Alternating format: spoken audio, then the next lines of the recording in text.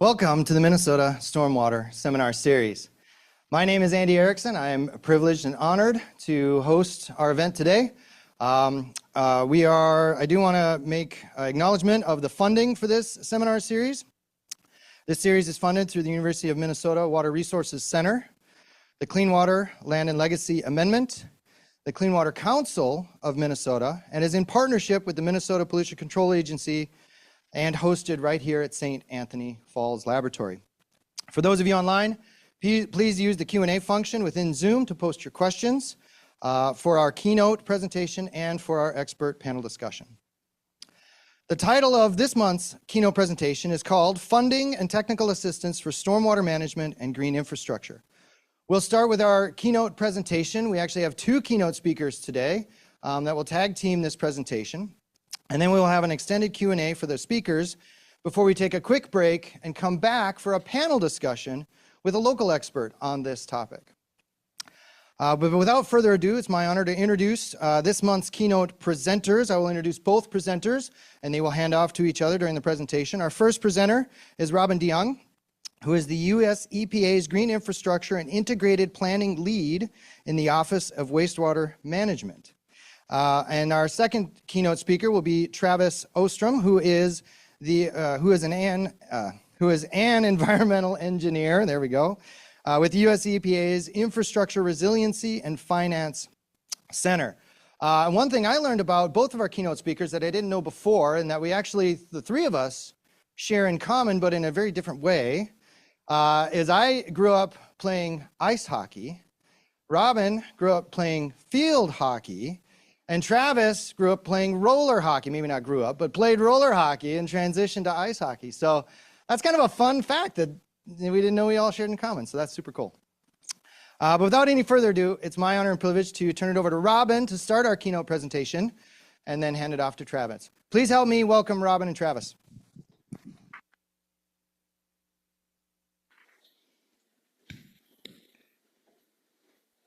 Thank you, Andy. First, I want to thank you for hosting us and inviting us. I'm thoroughly impressed with the St. Anthony Falls Laboratory. It's been an amazing experience to see all the research that you're doing here, so I appreciate that. You're definitely moving the ball forward when it comes to stormwater research and many other things. So I wanted to start with a hypothetical question for today. And that is, let's say that you and your colleague are going out to coffee and your colleague says, hey, did you hear that there is a new grant opportunity that's going to be happening and over $1 million could be spent on sustainable and resilient projects? And my question to you is, are you ready? Do you already have the strong partnerships and do you have a solid plan? Do you have all the details in place for when these new opportunities arise, you can be ready for that application?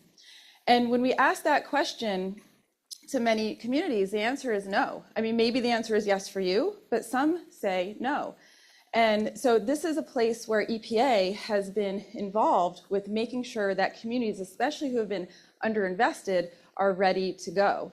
And one of those examples is the last year, from January to November, our community change equitable resilience technical assistance has helped 60 communities with partnership development, building strong plans, getting a budget in place so that they could apply for the community change grant and other types of funding opportunities.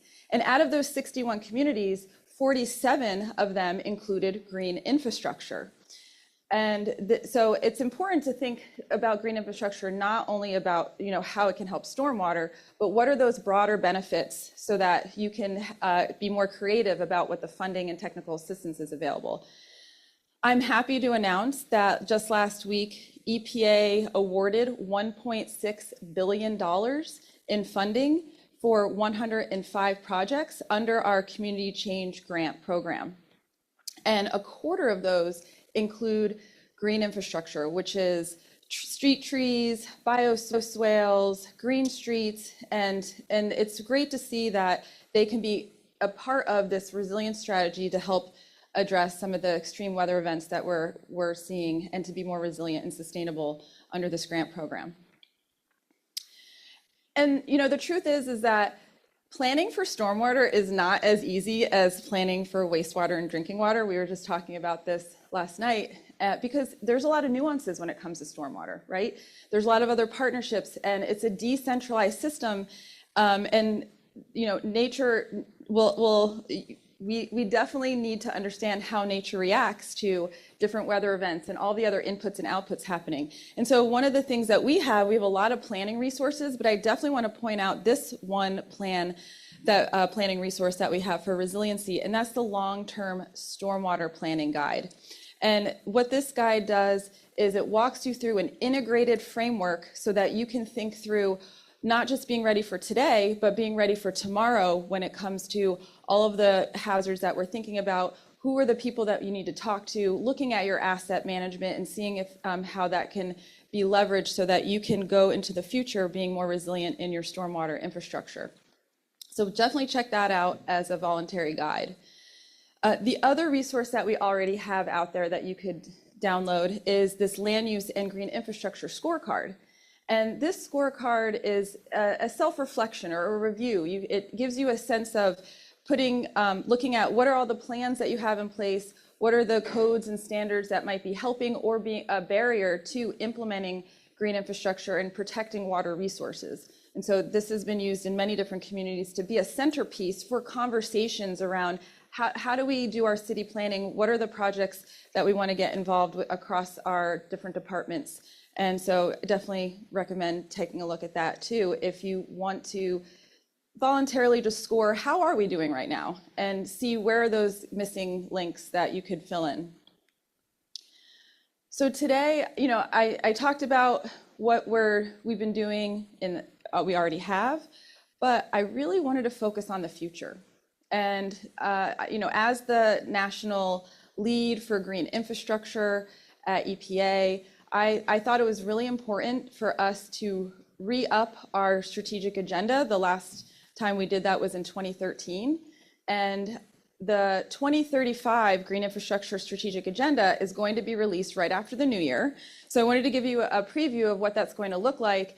And it really is a commitment from EPA to say, yes, including nature as an asset when we're doing our water infrastructure investments is essential for our communities to be resilient. And this has 4 priority areas where we're going to spend our time and energy on equitably scaling up green infrastructure across the nation. So I'm going to walk through those priority areas now. So the first priority area is developing resources with equitable outcomes and to have meaningful engagement strategies. And this priority area also kind of is a theme throughout all of our other priority areas because it's very important for all communities to be able to benefit and have access to green infrastructure and what nature provides to us. So one example of this is we are going to be leveraging our Soak Up the Rain webinar series that we have. And we're going to talk about green infrastructure success stories and how communities have been able to plan for stormwater and green infrastructure and had a lot of successes when they had the communities at the table at the very beginning.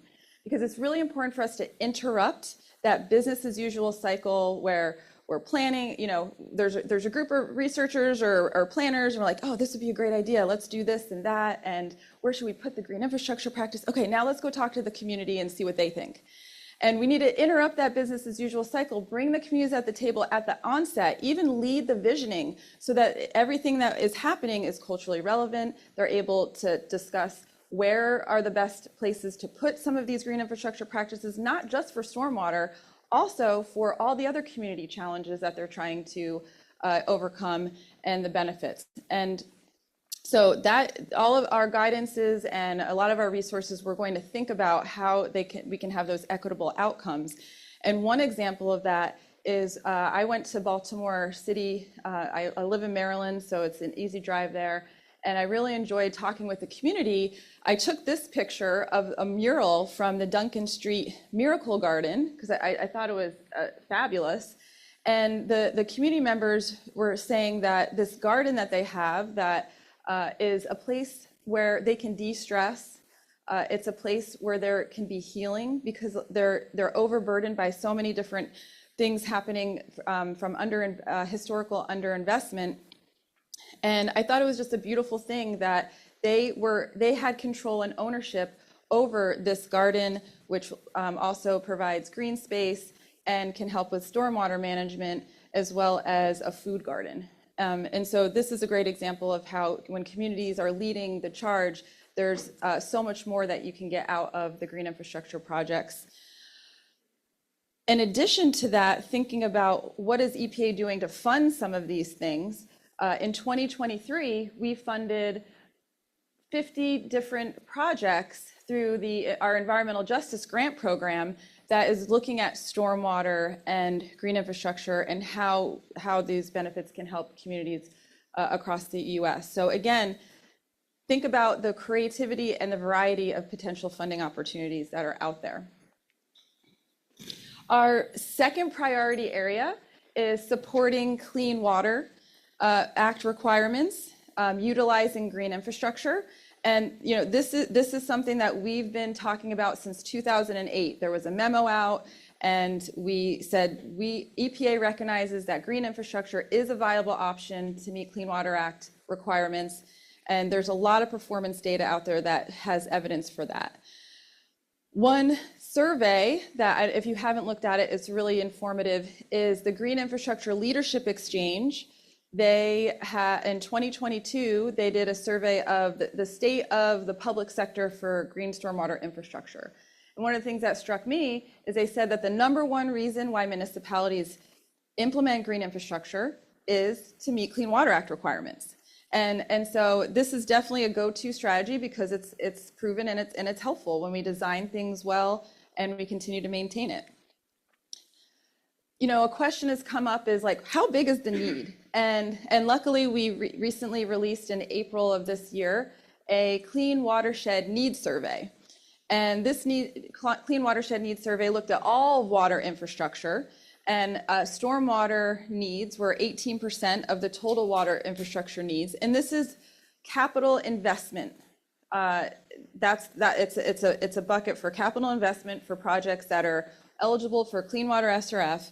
And you can see here for stormwater, how much investment is needed over the next 5 years to keep our waters clean is $115 billion. And out of that, $49 billion is for green infrastructure. So people already have in their plans, in their investments that they know that costs are needed to make sure that green infrastructure is a part of their investments. And I mean, I personally know that this is a conservative number, but the point is that there's a lot of money that we need to invest in for our stormwater infrastructure. Green infrastructure is a big piece of that puzzle. And this is a data point, a very important data point in the report to Congress that goes to Congress and lets them know what is needed. And so it's up to Congress to decide how do they appropriate the money, and hopefully this information will help direct more investment going towards stormwater. So priority area number 3. Priority number 3 is demonstrating the green infrastructure multiple benefits, environmental, social, and economic, so that we can have healthy watersheds and healthy communities. And this is where, if you don't remember anything other than what I say here, is that green infrastructure is so much more than a stormwater management tool, right? It can do so much more for our communities, and we need to be able to work with people across different departments to tap into that, whether it's people who are looking at heat island effects or localized flooding or habitat restoration, or all these other ecosystem services. I mean, and EPA across the board, when we did the strategic agenda, we talked to every single office within our agency, the air office, the water office, our land management office. They have a workforce development program. under brownfields that you can get grants to help build the workforce for building green space and green infrastructure as it relates to redevelopment of and remediation of polluted lands. And even the Air Office, we have people looking at heat island effect, and a lot of that work is also with NOAA with the heat island effect, and looking at how green streets and shade trees can help with extreme weather events, extreme heat.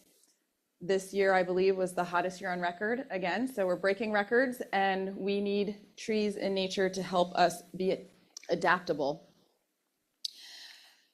One area that we're focusing on for next year, or we've already been doing this, but our Office of Research and Development is looking at the social science. And they've just done our climate division in the Research Triangle Park in North Carolina. They've done a literature review on how green space is improving people's health from a physical health and mental health. And so there's over 800 different peer-reviewed articles out there that dive into how they're analyzing improving people's mental and physical health by having green space in communities. And so next year we're going to have a workshop, and we're going to continue to put out that information because the research isn't enough. We need to be able to communicate it to other people so it's accessible, and we have compelling stories, anecdotes, and ways that get communities to really want to build more nature in their communities, including green infrastructure. Because I'll tell you this, if you go to a community and you say, hey, you guys, we should really do some green infrastructure for stormwater management, eyes are gonna glaze over. We know it's important, but we really need to have those compelling stories, and that's a big part of this priority area, is building those success stories, talking about how it's helpful so it aligns with the values of the people that we're working with. And the fourth priority area is funding, financing, and technical assistance for communities to connect what is out there. There's so much out there. I do a lot of talks on what is all the funding opportunities out there, what's the technical assistance out there, and I did this for a learning circle with green infrastructure or stormwater managers and people who are really cared about green infrastructure. And after my 10-minute talk, I said, do you have any questions? And they said to me, Robyn, I just felt like I was drinking out of a fire hose. And it's because it's overwhelming. It's so overwhelming. There is a lot of opportunity. And the question is, which way do I go? Where do we only have limited amount of time, limited amount of energy, and you can't do it all. And so we've been working with our Green Infrastructure Federal Collaborative to figure out how people can navigate those different funding opportunities and technical assistance. And so I lead a group of 20 other federal agencies. We meet very regularly, and it started in 2021 is when we reinvigorated this federal collaborative. We have 2 implementation committees. One is the Funding and Technical Assistance Implementation Committee. We recently, this is one example of, please check out our website because there's so many things out there, but we recently just released a 20-minute webinar style video on 4 or 5 different funding opportunities from EPA and some other federal agencies that you can watch. We also just released a technical assistance webinar style video, which has 4 or 5 different opportunities that you could go and get technical assistance. Now, there isn't any green infrastructure technical assistance out there, right? But there are lots of possible technical assistance and lots of possible opportunities for funding that green infrastructure is an eligible project, or stormwater is an eligible project. So obviously you have to figure out, where exactly does your project fit in, and what partners could you bring into the solution so that you have a strong proposal. So check that out. It's what we heard is people don't want long webinars about all the different opportunities, so we went as short as possible, and 20 minutes was as short as we could get to make sure we're bringing those on. We're going to continue to update that over time. We also have a big table, if that's what moves you to look and see what the opportunities are, and there's a QR code here. And this was generated through the Green Infrastructure Federal Collaborative just to show how much possibility is out there. So you'll see when you download this table, what are in terms of the project cycle, where is a lot of the funding? And you'll notice that a lot of the funding is in planning, in implementation and construction. And there's a lot less funding for maintenance and monitoring. And so, just relying on federal grants and federal loans is not enough to be sustainable. We really need to think about sustainable financing. And so that's one of the efforts that we're going to be looking at, is that sustainable financing piece, stormwater utilities, environmental bonds, looking at all of these different possible options. And we actually have a mini training on a resource that Travis is about to talk to you about, our Finance Center resource. And so it's there, you got to look at it the whole big picture. Relying on federal grants only is not a sustainable way to run your projects. So one other opportunity I just wanted to mention, because it's available right now, and it's a great way to help small community-based organizations get over the barriers of some of the onerous reporting requirements and application requirements that the federal government just inherently has, given all the rules and regulations that are put on us, is we have $600 million available for these communities that have been underinvested for environmental projects. Green infrastructure is absolutely an eligible project for doing like assessments and project planning and partnership and engagement strategies. And so what we did is we took money, this $600 million, we gave it to 11 grant makers, and then these 11 grant makers are now going to be redistributing out the money to thousands of other community-based organizations. And so the Minneapolis Foundation is the one that is putting out money for in this region, but there's these regional grant makers right now. And so if you go to the QR code and you check that out, you can see what potential opportunities are available, and they all have their own grant cycle, and they all have their own details to follow. So check that out. We have regional coordinators as well, and so it's not just me running the program.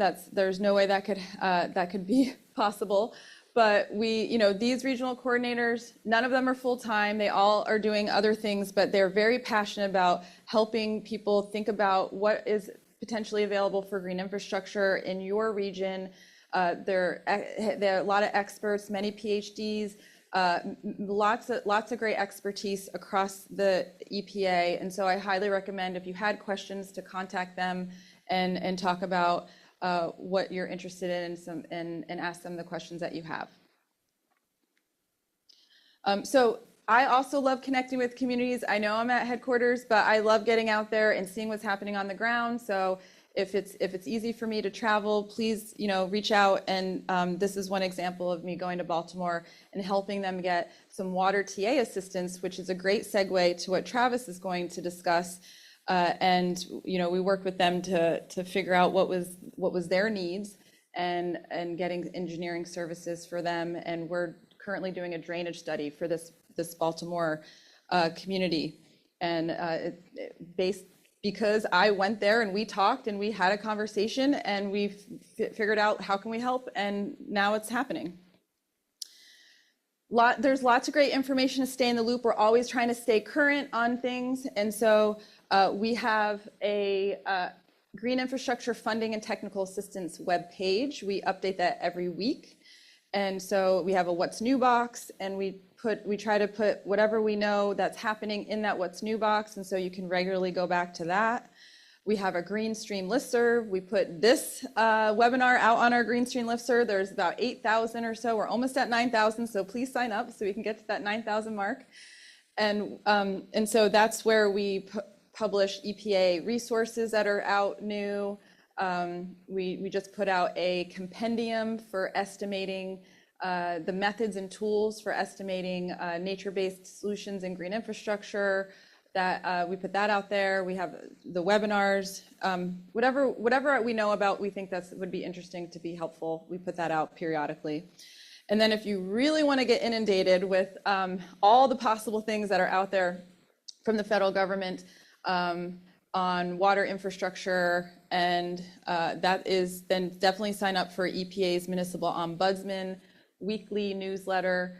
Jamie Pizziali is doing a fabulous job as our Municipal Ombudsman, and that's another place to get updated on resources, webinars, funding opportunities, technical assistance, et cetera. So thank you so much for having me. This was great. I'm really excited for the panel later.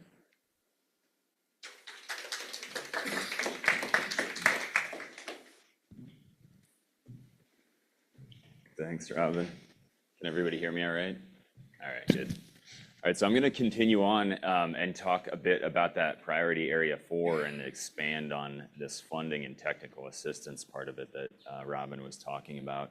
And I'm going to talk about a few particular resources that EPA has available through the states.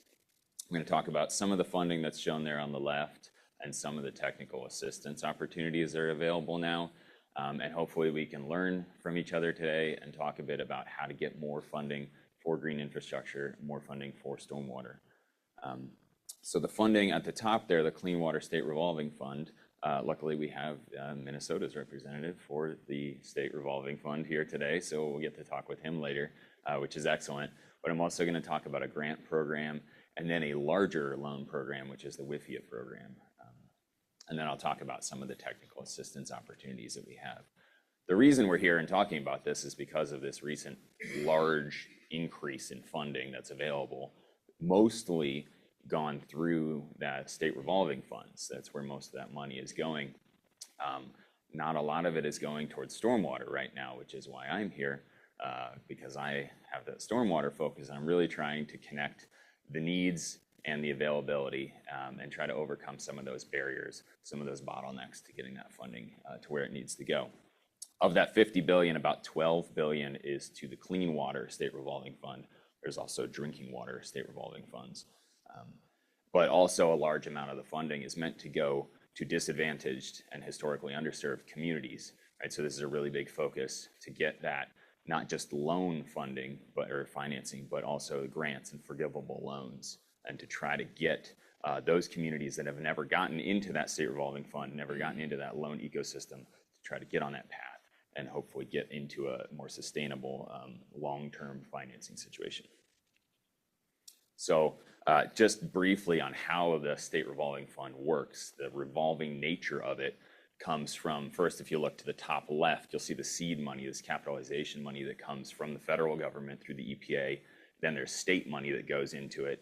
And then in the middle, it sort of functions like an infrastructure bank, essentially, where they can provide low-cost financing and funding to communities that have projects to do planning, design, construction.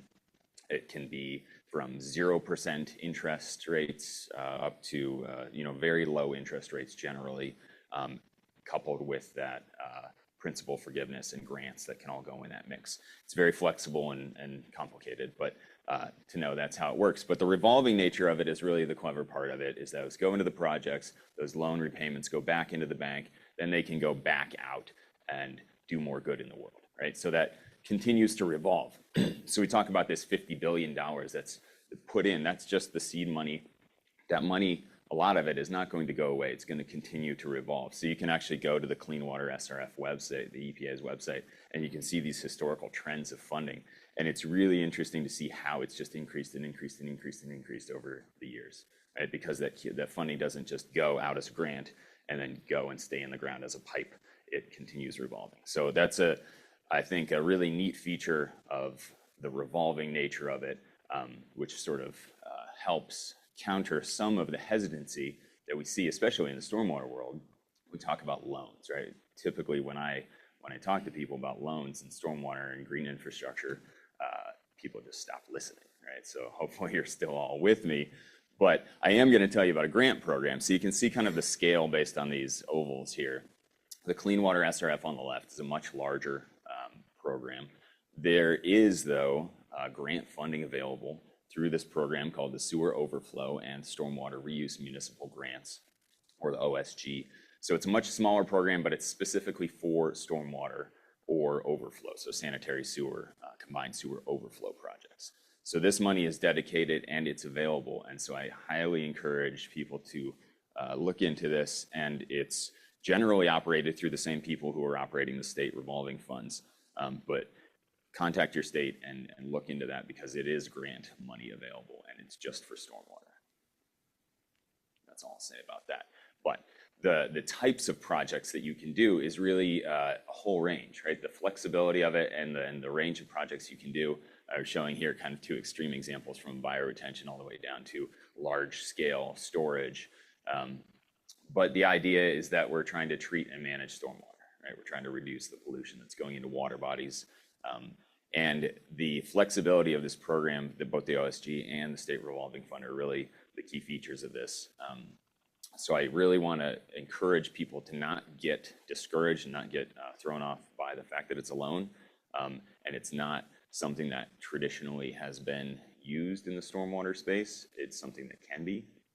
And also the focus right now on the disadvantaged communities, the focus on the historically underserved communities is really important. And you can also pair the money together. So OSG, SRF, and then this other program I'm going to tell you about, WIFIA, later, can all be paired together. So I'm just going to give you an example here in Minnesota. This was a program that was funded through the Clean Water SRF in Afton, Minnesota, to resolve some flooding issues, septic systems, levee that needed upgrading. And Bill can actually tell you probably a lot more about this project, all the ins and outs of it. But you can see that of the financing, they don't have that whole amount of $3 million that was given as a loan. A lot of that was forgiven based on the fact that it used green infrastructure, right? The use of green infrastructure in these projects is really key. You can get a lot of principal forgiveness. You can get a lot of grant money thrown in to reduce the cost of these loans. So we've really seen, even in smaller towns, smaller cities, that would typically be afraid of taking out a loan, you can really reduce the costs quite a bit through all this grant and the Green Project Reserve, the green infrastructure components of it. So the WIFIA program is another program I'm going to talk to you about. And I put this in here really to try to kind of span the whole, breadth of what's available, from the OSG program, which is a small grant program, to the SRF, to the WIFIA, which is another financing program which has low interest loans, not quite as low as the SRF, but they're generally larger. And the very large programs, you can see on the left an example of San Diego, California, that's essentially using it to fund their capital improvement program for the stormwater. So not every city, obviously, or every town is going to be in that position. Memphis, Tennessee on the right, a smaller example, but generally larger, just to give you an idea that there is this kind of availability of long-term, from moving from this idea of getting grants for pilot projects for a bioretention or for a smaller project, all the way up to financing a whole capital improvement program for the stormwater program of a large city, right? So there's money out there through these different programs. And so this is an EPA. This is run at the federal level, the WIFIA program. So check that out if it's something that's interesting. This is what Robyn was referring to earlier, this Water Finance Clearinghouse. This is a really helpful resource that's run out of the group that I work with, the Water Infrastructure and Resiliency Finance Center. There's a lot of great resources on there, and you can easily filter by clicking on that home page. Just click on the stormwater button, and it'll filter for stormwater and green infrastructure. The one thing that I really want to point you to is under the learning modules, so you can further filter by the type of resource that you're looking for. There's a learning module on there called Stormwater Financing 101. That Stormwater Financing 101 learning module is really helpful in understanding environmental impact bonds, financing options that are out there, how to use these things in the ecosystem of a sustainable program that's paying for itself. So there's a lot of good stuff on there. So now on to the water technical assistance. And I talk about this because I've thrown a bunch of funding stuff at you, and it's really, really hard to get funding. I think everybody in the room knows it's hard to get funding, it's hard to get grants, it's hard to manage grants, it's hard to do all of this stuff. So technical assistance, right? There's a lot of technical assistance out there. Robyn pointed to a whole bunch of different resources. I'm going to talk about this EPA water technical assistance, or water TA, which is in itself a big package of a whole bunch of different initiatives. And I'm showing a lot of them here on the slides, the largest of which is the Environmental Finance Center, top left. But the key thing to know, you don't really have to worry about like which support exactly you need. We really want people to just reach out, request assistance, and we'll match you up depending on what your particular need is with this provider that has the skills to meet that need. I'll give you some examples, though, of the environmental finance centers. So Delta Institute is one of the environmental finance centers for Region 5, which includes Minnesota. And so they're working with a project in Oak Park, Illinois, to help prioritize and find funding for green infrastructure. So they're working with the village board that set a goal to incorporate 30% of village-owned property having green infrastructure and native species. So they're doing site selection, prioritization, helping them figure out which projects and how to get them funded. Right, so that's one example from Delta Institute. There's a whole range of services that are available, and we can talk about this in more depth. If you reach out to the email address that I'll show later, you can get some more information about what your particular needs are, what particular services are available. But it ranges. You know, from cybersecurity to the engineering support project that Robyn mentioned we're doing for Baltimore City, part of Baltimore City.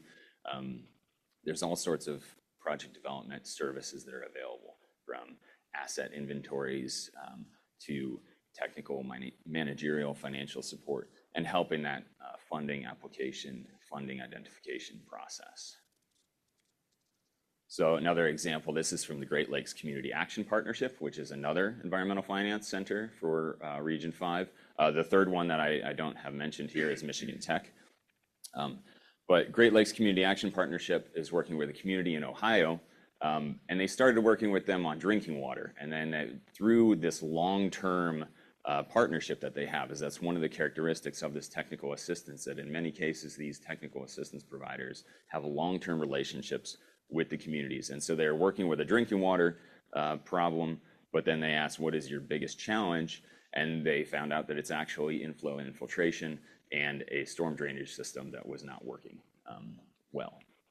So they did condition assessment. They're going out, they're actually televising these drainage lines, finding blockages, identifying areas where pipes need to be replaced, where cleaning needs to happen, and working with that community collaboratively to kind of manage their system. So this is a really good example of just a very particular need that they had that was identified, just not even through the initial request, but through that long-term engagement with these technical assistance providers. So they're really there as a resource to try to work through your management of your stormwater system.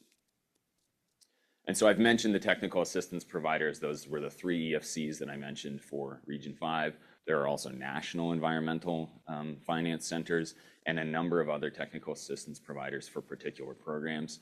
But what they are is basically organizations who are getting grant money from the EPA to do the work for the communities, right? So they have funding, or they're contractors in some cases. But they're basically getting that money, and they have that money to do the work that they are already doing. They have experience, and they have a lot of expertise in water, and they're there to help.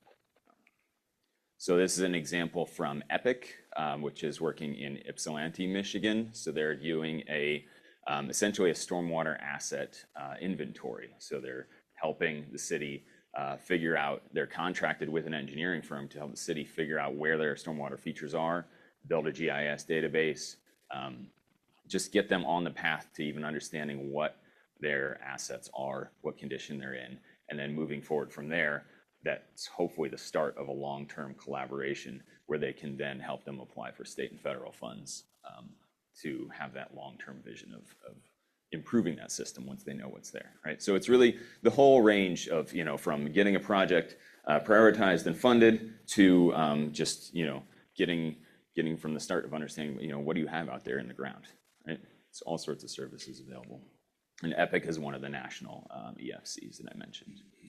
So this is the last slide that I have, and I want to leave you here because this is really where you go if you want to get this water technical assistance. And I highly encourage anyone who's working, as an engineering consultant, as a community or a stormwater manager, even state and local government, anybody who's working in this space, to find out where the needs are and connect them, right? So this, you can request, it just takes a couple minutes to request help for your community. You can also go to the website, and on there's an email you can email for further information. It's really kind of the starting point, and we're trying to make it as low burden a starting point as possible, because I realize as you start looking, and where I started this portion from, getting a loan, if you start there and think, it's never going to happen, not going to bother, right? I need to just get a grant. Then we're never going to get there, right? Figure out, something that you can do. Start working with one of these technical assistance providers, and then get on that pathway. And maybe it starts with a grant. Maybe it starts with an SRF loan that's small. It's mostly grant, kind of builds. And with the idea, really, that long-term, just like we do for our other utilities, we're not going to be able to fund them all through grants over the long term. The needs are just too great, and that it's a challenge to get to that, but it's something that we can do. And so we're really trying to get at the pieces, and we're really glad to be here today to kind of talk with all of you and find out what are the roadblocks and what are the needs, and really kind of work towards making this work and providing the help that you really need. So thank you for having us here. Appreciate the time.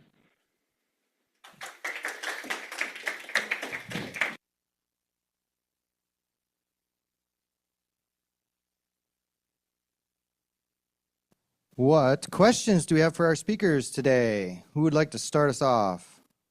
I know we have a lot online. Why don't we take one online to start then? What are some communities that have successfully come up with maintenance funding structures? I see a good deal of lip service and minimum participation due to the ongoing cost. Yeah, I mean, I would say, the most successful funding structures I've seen is stormwater utilities, because when you're able to have a funding like a funding stream that continues to come through the ratepayer structure. It could literally, I was looking at the stormwater utility research that's out there, and I think the average stormwater utility fee is like $5 a month that residents are providing. And that is one of the best ways, I think, to be able to fund your maintenance programs, because you have something there. It's going to be happening over time, and then you can plan for what the maintenance costs are based on the funding that you're getting through the stormwater utility. Yeah, I'd say, that's probably the primary one. That's most utilities are funded through, when they can be, for water, through user fees or some other service-related fee. We've also seen other models where people use partnerships, or there's some sort of association where it's not actually a stormwater fee necessarily. There was a good webinar recently about collaborative or partnerships in Pennsylvania that University of Maryland Environmental Finance Center worked with, and they were talking about how they didn't actually have a stormwater fee, utility fee necessarily, but it was sort of a member fee. So they got the communities were able to give money from their funding, however they were able to get that, put it into this pot where it was then able to be used for collaborative maintenance through these partnerships. So the funding really, the payback mechanism, I think there has to be some kind of payback mechanism, and that's the thing of it. If we focus just on grants, federal government doesn't give grants for operations and maintenance. So that's really the piece where we've got to look beyond that, because if we are going to maintain the things that we're putting in, we definitely have to get past just the grants. Absolutely. What other questions we have? Ooh, we got one in the back.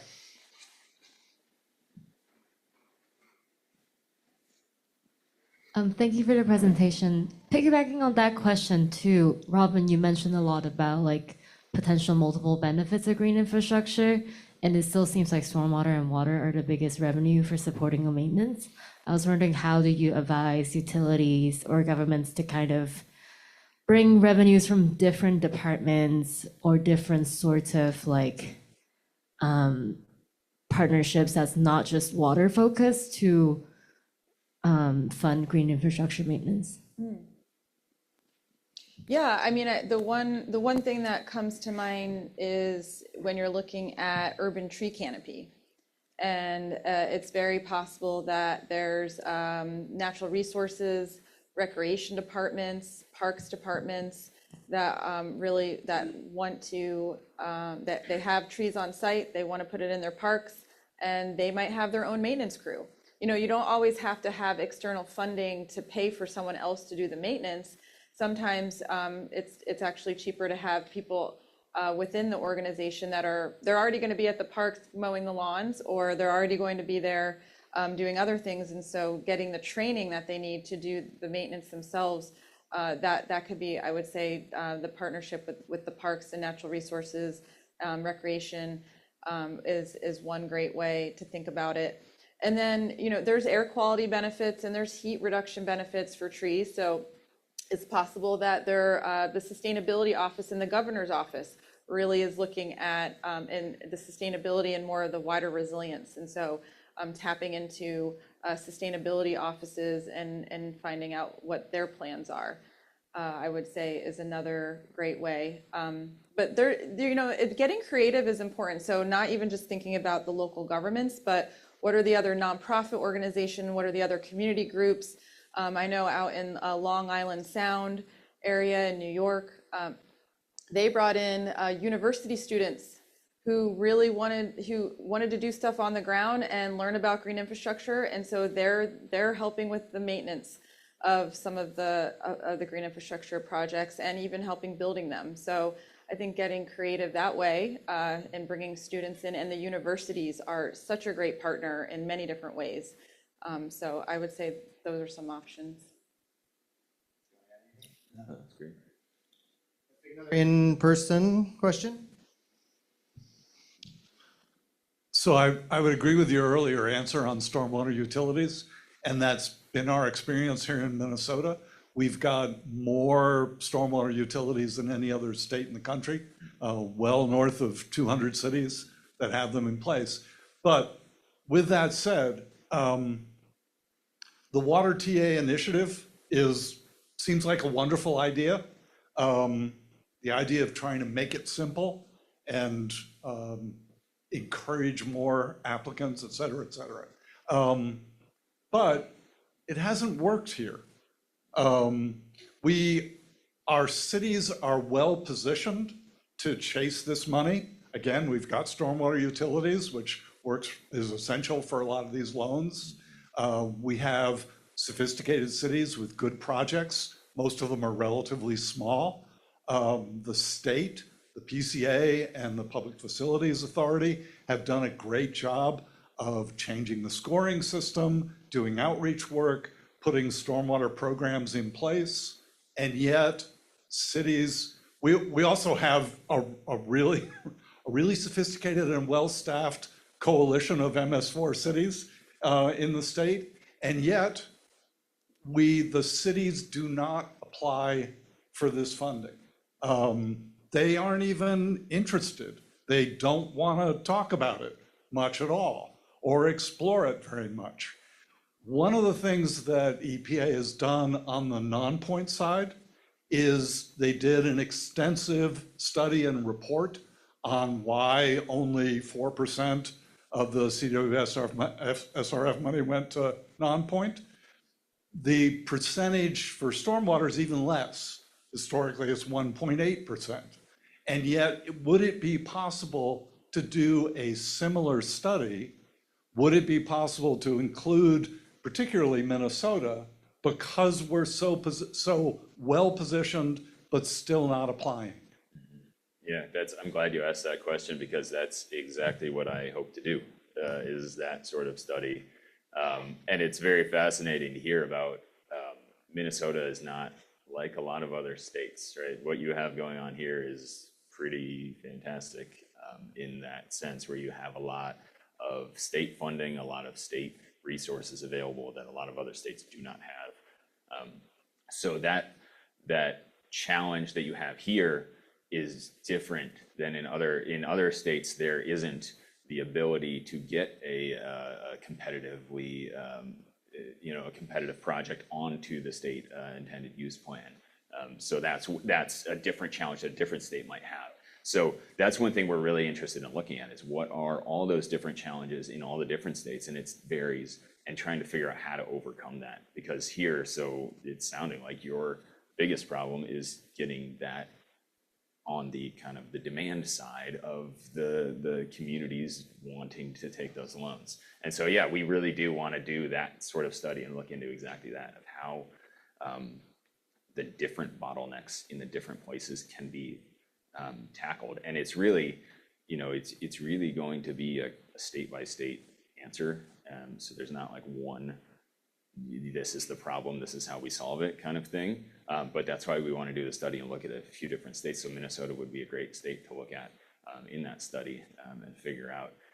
But on the technical assistance side of it, you mentioned the 3% or the 1.8% that's going from the state revolving fund.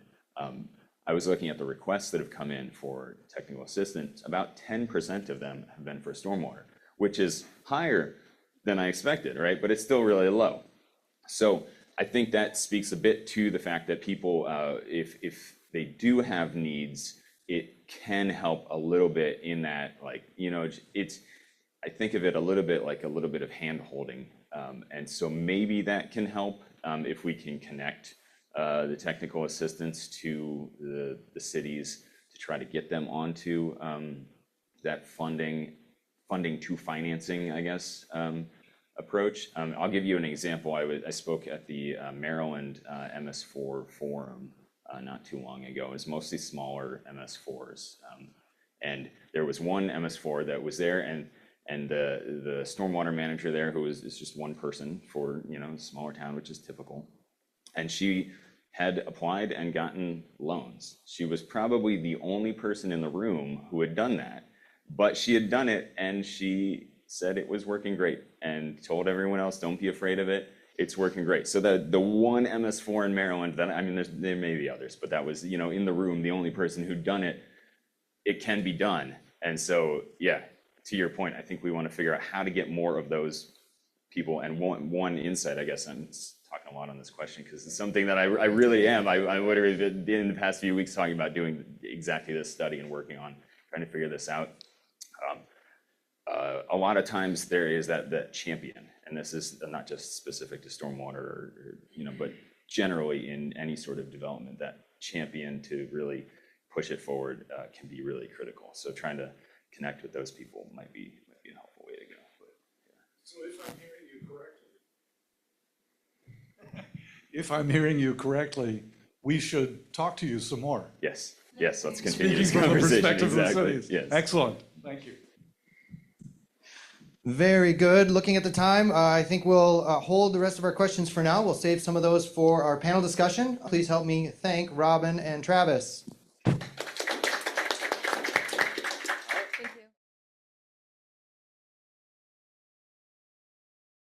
All right, welcome back to the Minnesota Stormwater Seminar Series. Again, my name is Andy Erickson. I'm honored to moderate our panel discussion today. I will introduce our panelists. I'm going to start, actually, we have two panelists that couldn't be with us today, partially due to the weather, partially due to sick kids. So I will name them in absentia. We have a panelist, Annie Felix, the Clean Water Coordinator from the Minnesota Board and Water Soil Resources, Bowser, who couldn't join us today, and we had Bob Fossum, who's the Deputy Administrator for the Capital Region Watershed District. Bob also couldn't join us today, but we do have Bill Dunn. Bill Dunn is the Clean Water State Revolving Fund Coordinator at the Minnesota Pollution Control Agency. So Bill, from your perspective and experience, how do you relate to the topic today? Well, thank you very much for inviting me. I thought the presenters did an excellent job of presenting how important the issue is and all the resources that are available.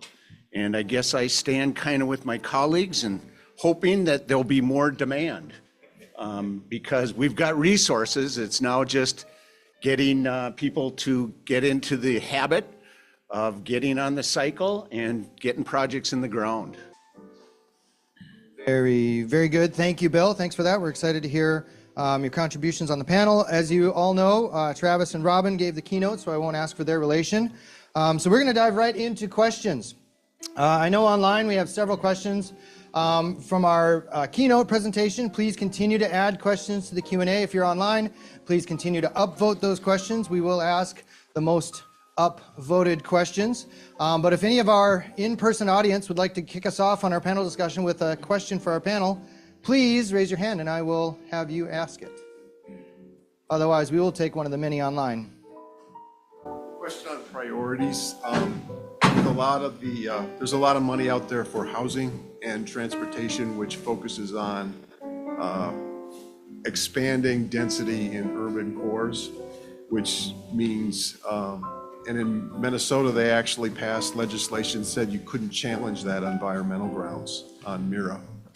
And so we just completed a $57 million project in stormwater in Minneapolis. Not a single rain garden, not any retaining pond. It was all focused on moving as much water as fast as you can out of the urban core because of the high density plan. How do you balance stormwater with the federal government's goals for housing and transportation and get some balance into that infrastructure?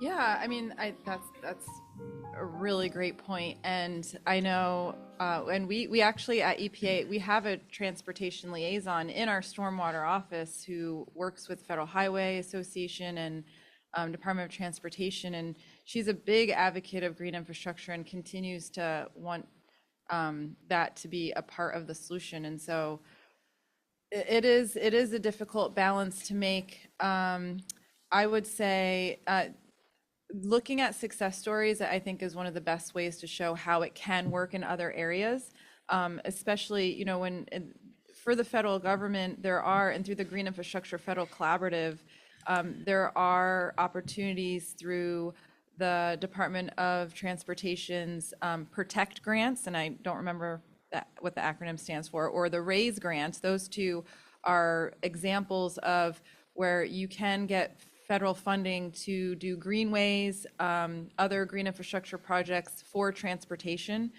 So that is an opportunity there.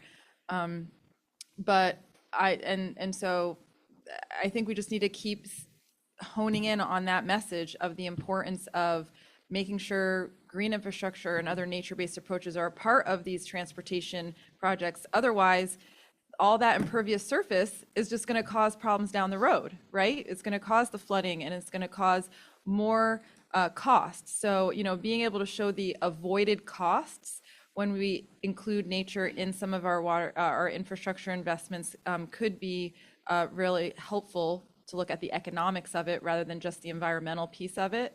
And so I think that's one place that we're definitely going to be focusing on, is showing the avoided costs when you're only looking at gray.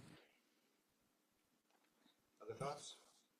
Yeah, I'd like to just add to that. It kind of speaks to one of the things that we deal with all the time with stormwater and green infrastructure, is that challenge that it's not just a single entity that we're dealing with, that the implementation of these infrastructure solutions, it really comes through the involvement of all these different stakeholders, which is the private developer, which is the Parks Department, which is whoever else may be involved in the infrastructure decisions, the transportation infrastructure. And it's a challenge, but it's also an opportunity, I guess. But it just makes it so much harder to be able to get that approach and that mentality into the development process. Involves getting people actually in those agencies who know about green infrastructure, who are in the room when those decisions are being made. And I know a lot of it comes down to money as well, but it's really a very complicated and difficult process, but it's possible to get people in and get that, just continue trying to get that part of the conversation held. The other thing I want to talk about, and Robyn mentioned some success stories, is I worked a lot with Washington, D.C., and they've done a lot with their regulations, and that's not the side that I sit on, but we're talking about funding, but the number of stormwater best management practices and green infrastructure they put in DC is huge, and a lot of it is driven by the requirements on development. So there's an avenue there that they're really using successfully, and they're getting this development community involved in it, and they're putting just, we did a presentation earlier in the year, just the numbers, it's really impressive over the past 10 years or so, how many green infrastructure projects have gone in, mostly driven not by retrofits necessarily, although that's a big part of it, and that's what we talk about a lot of times when we're talking about funding. We're often talking about retrofitting the city and putting in these projects, but it can be a lot more cost effective to put them in when the site is developed. So I think that's really something that you're hitting on, is it's really both cost effective and it's just something that's going to be necessary as we expand and our cities expand to not exacerbate the problems. So it's definitely a challenge, but I think the regulations and just getting people into the room and having those conversations are really key. Travis brings up a good point, is it's great because you're like, oh yeah, good idea, I thought of that too, is retention standards, right? And so I think that's what DC has done, is like, you have to retain so much stormwater on site if you're going to disturb a certain amount of acres. And so that's a great way to make sure you're building in the stormwater piece when you have new development. I'd like to say the Minnesota financing system for municipal projects, and that's mainly what I'm talking about, is set up for that sort of thing. We hope that happens. And it's happened in a few examples. The old Ford plant, where there was housing and parks and a whole deliberative effort. But when you're chasing funds, oftentimes the reality is you can't get different grants to line up. So you may have your housing, but it won't line up with the water infrastructure funding. We're better co-funding with sewer and drinking water and stormwater, and that's a shame, and we should change that.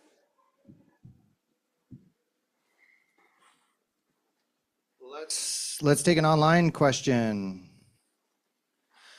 Does the long-term planning guide cover long-term performance and operation and maintenance for green stormwater infrastructure? Specifically, what is needed for long-term success of bioretention and media-based systems?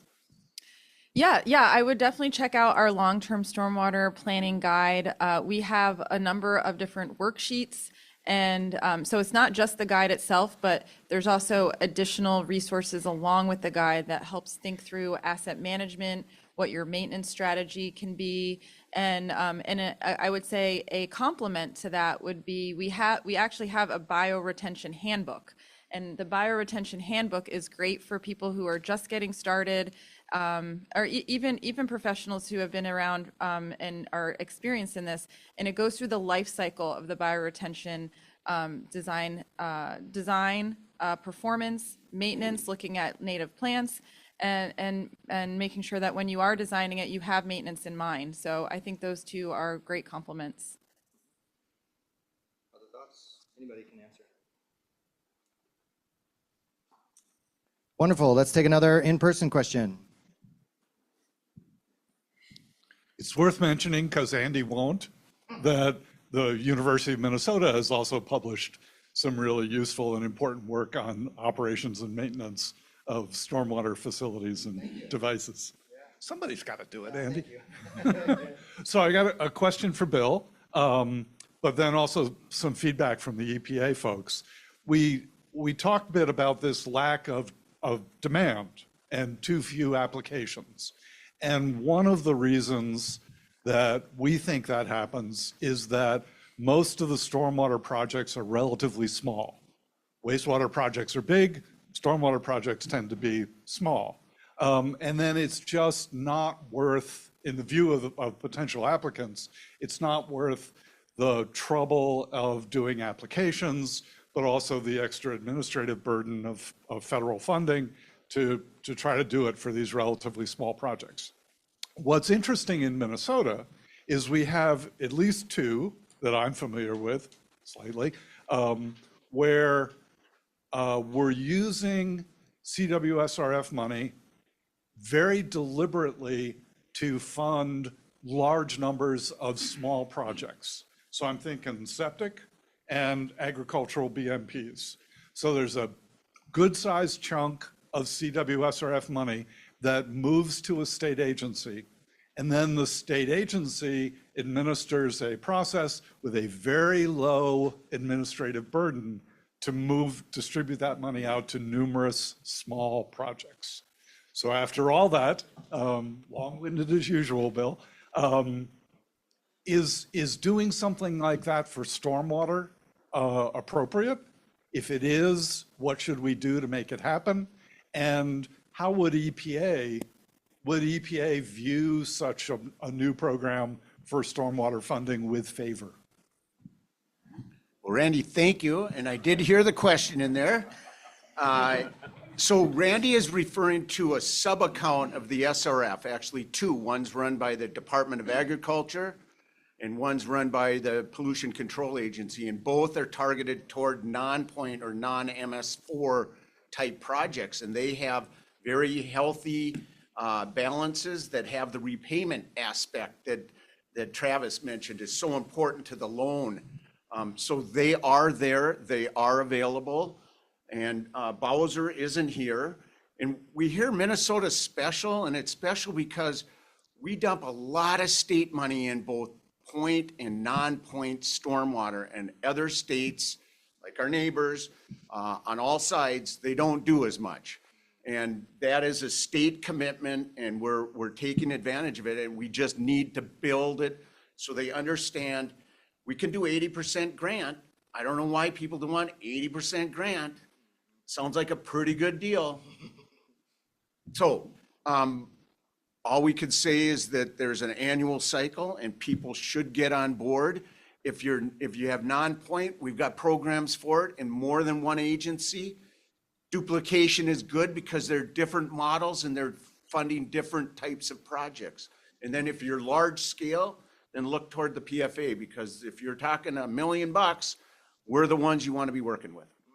Yeah, so to take the second part of that, would the EPA look favorably? Yes, absolutely. So there are actual examples of that happening in other states.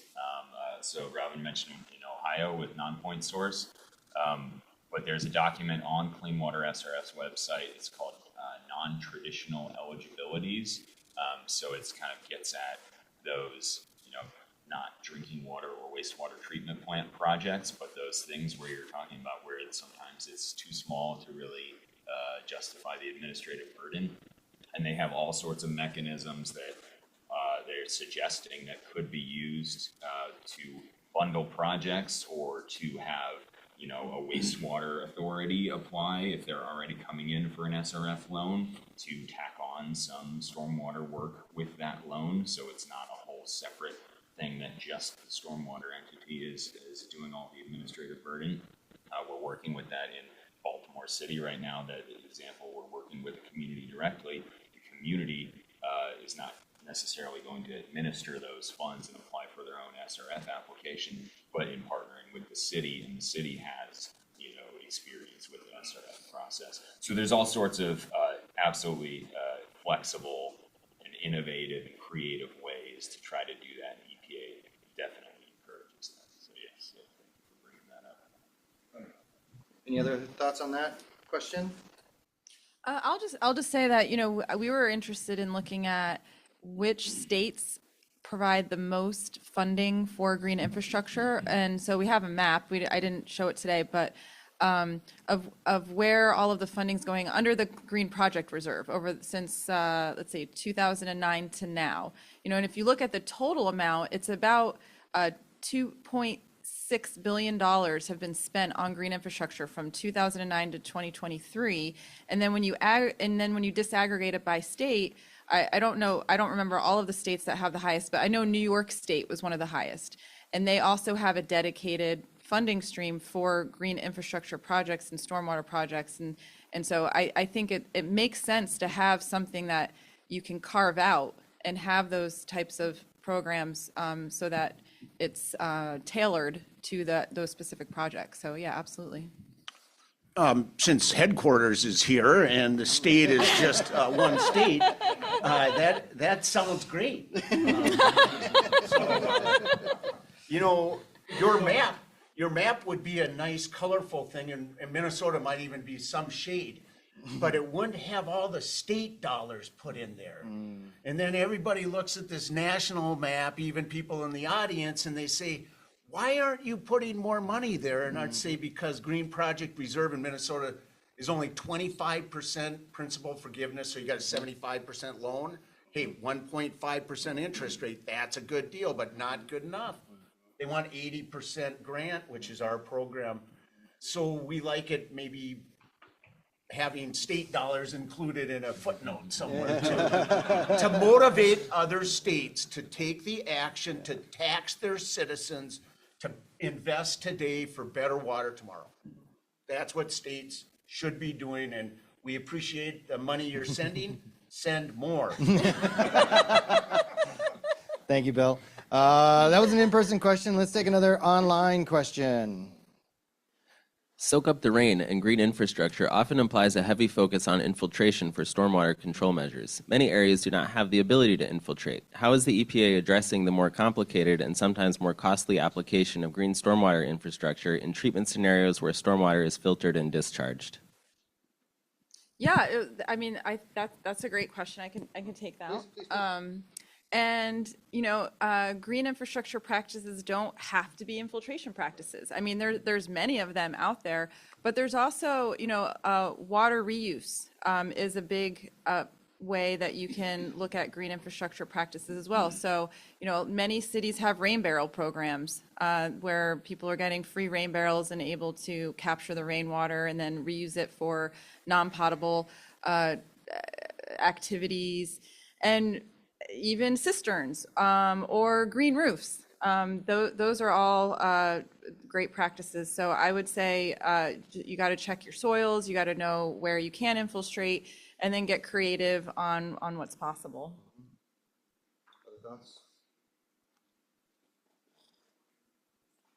Why don't we take another online question? What types of gray infrastructure can be phased out and replaced with green infrastructure, and what types of gray infrastructure cannot be phased out?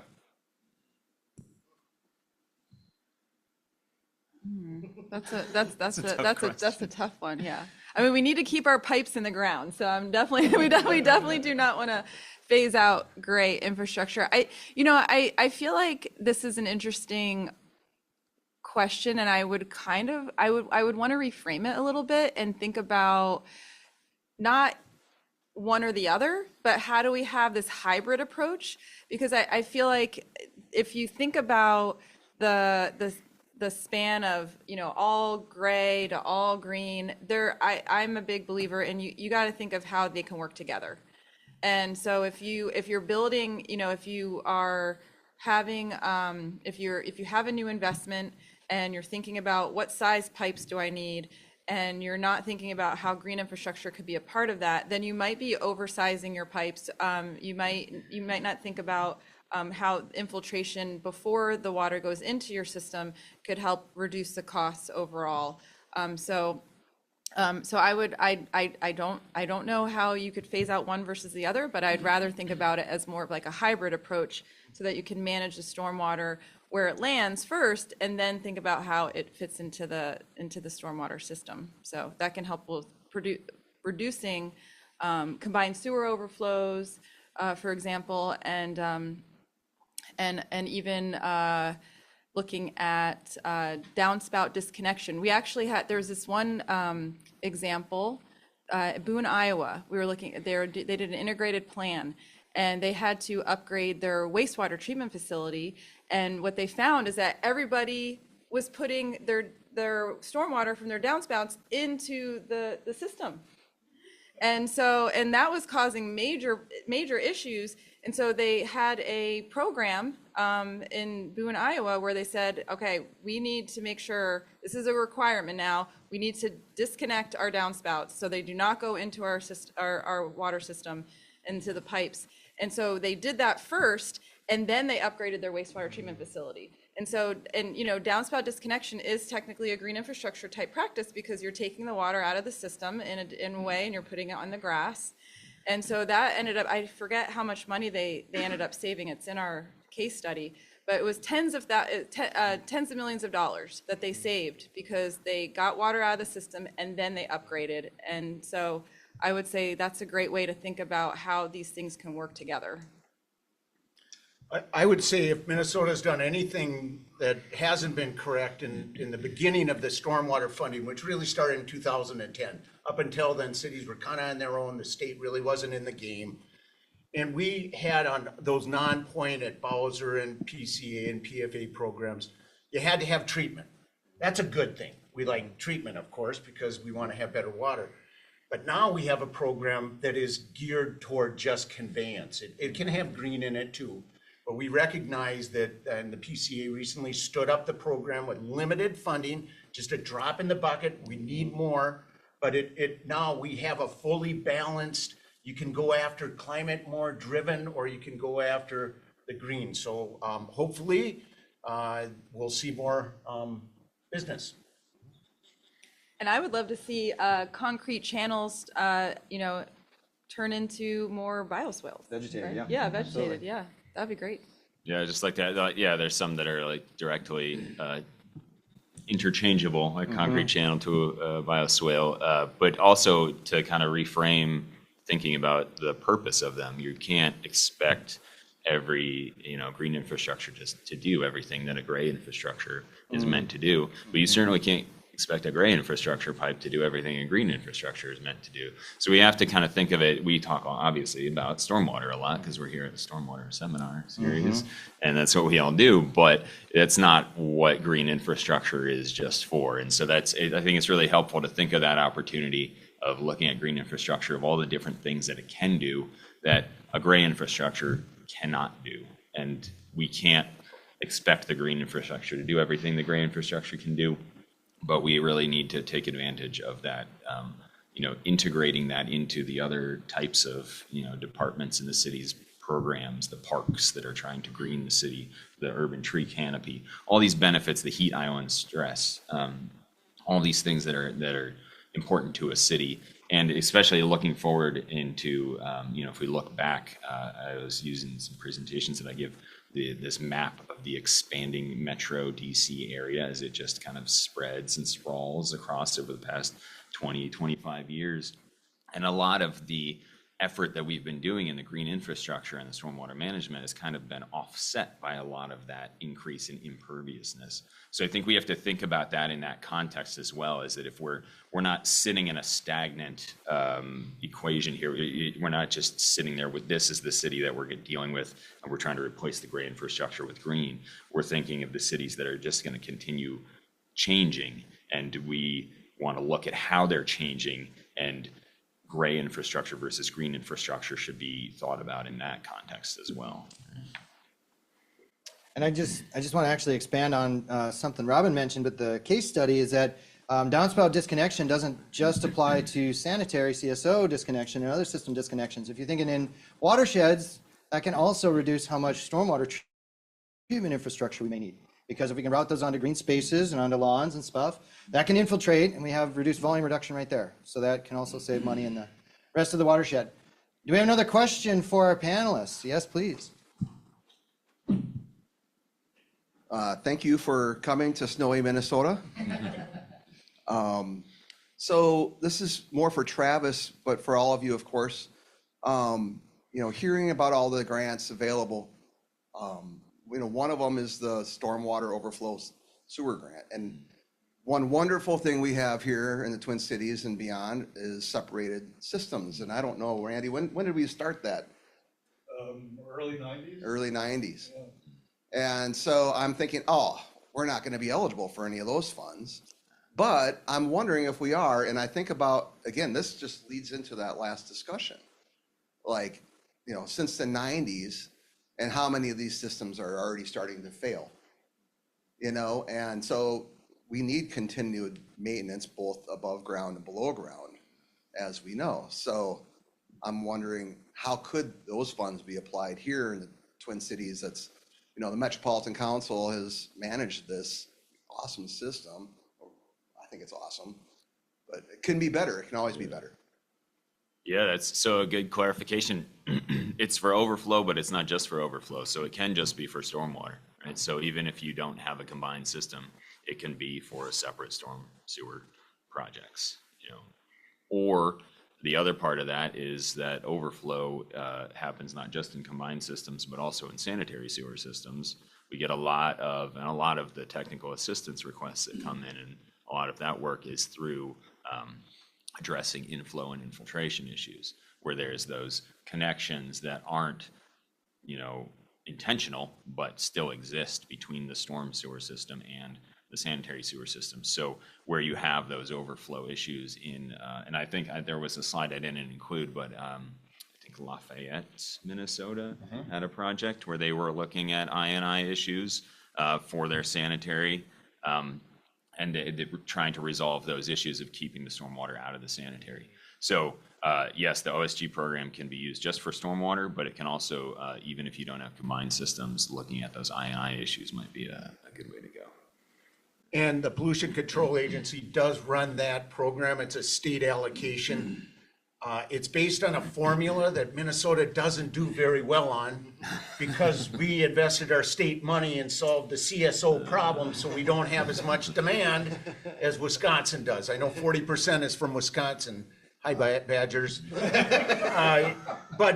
But we have a program, and it's been funding stormwater. The state actually has funding that's going into it too, because we know it's really important to have planning and design to queue up the construction projects. And both of those are planning and design, and the OSG is targeted only to environmental justice communities. Those are communities that have been identified through a legislative definition that are underserved historically. And so we purposely targeted those to the disadvantaged communities. Any other thoughts? No, we need more OSG money. There we go. Lots of requests. Yeah, make notes. Let's see, that was an in-person question. Why don't we take another online question? Do you know what percentage of communities that are awarded these grants have dedicated grant writing staff? Like many communities, we are short-staffed and don't have the bandwidth to manage grant programs. Do these grants allow for hiring a consultant to write and manage the administrative side of the grant? I'll answer for the state programs. You do not have to be a grant writer. We've structured the program so it's built to the practitioner. We want to have engineering documents and planning documents that are something your city councils will understand because they know how to build things, and that's what we want. We have a scoring system that is objective, and it predictably funds green infrastructure. We wanted to make sure we incentivized it. So we've tried to structure the program, and hopefully, again, we'll see more. And the future is, there's going to be more and more demand, that's clear. Yeah, and I think on the technical assistance part of it, that is one of the services that technical assistance providers are meant to help with. So what they can do on the actual grant application may be limited, but they are definitely there to help with that process. And it's different in every state, and some states, like Bill mentioned, it's very easy in Minnesota relative to some other places, but they're there to help you figure out what it is in your state, right? What that process is. So if it's not straightforward, how do you figure out, what it is even, right? So that's one of the definite purposes of the technical assistance, is to try to help with that grant process. And Travis, you probably know that Minnesota, although that helpline has been up for a year or more, we've only received a couple of TA requests related to stormwater and a couple related to wastewater. So there are resources out there. Yeah, and that's to go to the point that was made at the start of the question of that.